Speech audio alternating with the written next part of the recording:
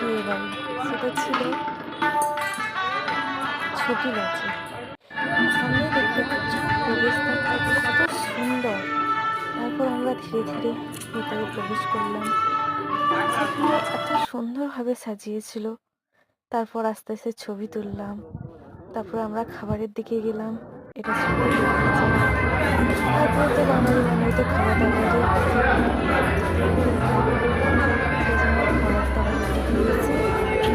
কিছু খাওয়া দাওয়া করলাম। এটা হচ্ছে আমার ভাই। সে এখানে বসলো। তারপর আমরা আস্তে আস্তে খাচ্ছিলাম। সে এখানে চেষ্টা করছে তো আমার ভাই জিনিসটা হয়ে গেছে সেটাকে আমি তুলে জিনিসটা দিচ্ছি। খাও। তারপর একটু ভিডিও করে একটা ছোট্ট স্মৃতি মনের মধ্যে রেখে দিয়ে গেলাম।